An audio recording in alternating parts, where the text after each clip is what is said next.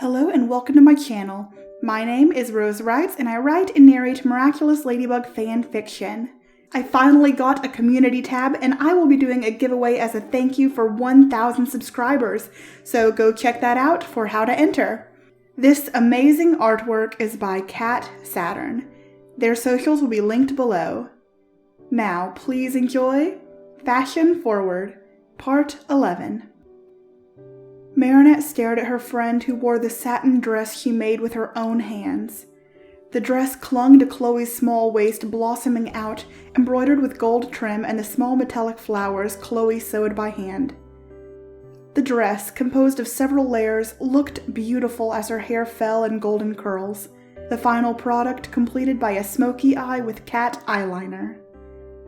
"You look amazing, Chloe." Marinette's eyes began to well up. She thought back on the past few months.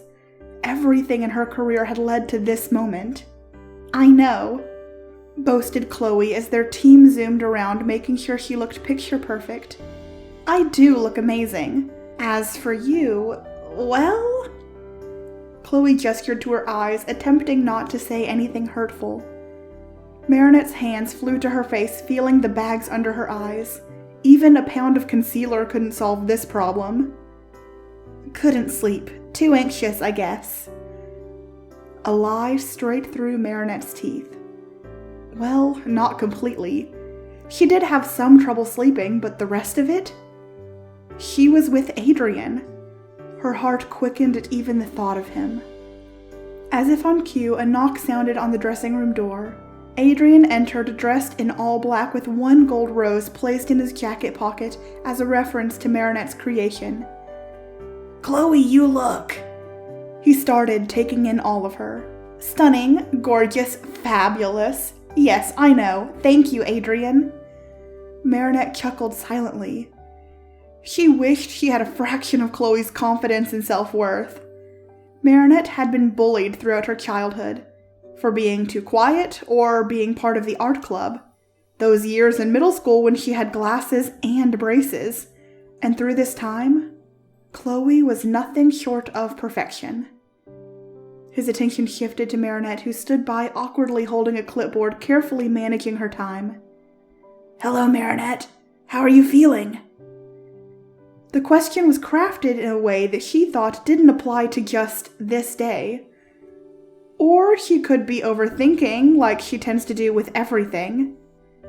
"I'm fine, actually. I'm better than fine. I'm good." She smiled at him, wondering if his heart also skipped a beat. "Well, that's good." He cleared his throat as he checked his watch. 30 minutes until showtime. Everything seems on track here. I will be in the front row with Mr. Agreste. He should be arriving shortly." Adrien turned his back to leave, reaching for the doorknob. "Adrien?" Chloe piped up, looking uncharacteristically anxious. "Can I speak to you for a minute? Alone?" Adrien surveyed the room, taking a gulp. He nodded as the makeup and hair crew fled the oversized dressing room. Even Marinette, who looked at Adrien anxiously before closing the door behind her. "Good morning, Chloe. What can I do for you?" Adrien winced at his choice of words. Maybe he was speaking a bit too formally with her. He just wanted to create some distance. She picked up on the difference in his tone, but turned it into a joke. "Well, good morning, sir," she emphasized, her tapered eyebrows raised. She chuckled, looking away from him. This felt bizarre. Here she was in this beautiful gown, talking to this equally beautiful man that she was crazy about. "Adrien, I have something that I wanted to give you."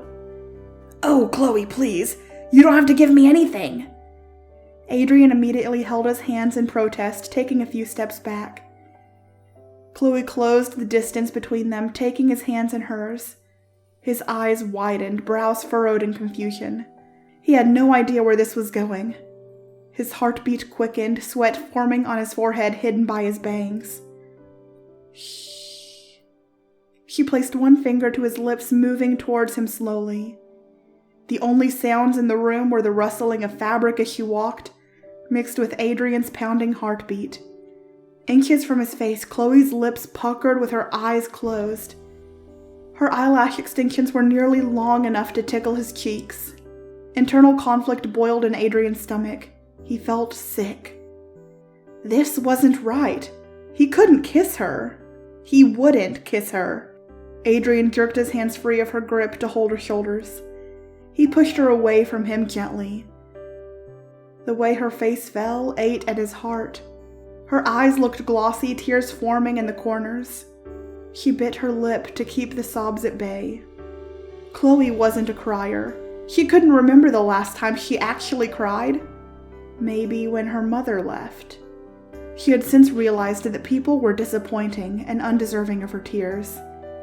Until she let this stupid boy ruin her makeup. He waited for the explosion, but it never came. I see. You don't like me then, do you? She turned away from him, her arms supporting her weight on the makeup station. Chloe, I think you're great, but... She shot up, whipping around, a single tear rolling down her face. But? She echoed. You're right, I am great. We texted for months, you knew how I felt. I made that clear and I assumed you felt... Ugh, whatever. I apologize for assuming. It won't happen again. She dabbed her eyes, attempting not to ruin her look. The door creaked open, filling the silence. Excuse me, miss. Places for the show. The disembodied voice spoke. It must have been the stage manager. Thank you, places. Chloe replied with formality and etiquette. Excuse me, Adrien. I think we should talk about I have nothing to say to you. If you'll excuse me. Chloe took her place, distracted. She was a professional, and a job had to be done. Miss Bourgeois, go. The stage manager instructed. Chloe stood straight, putting on a strong face. One foot, then another.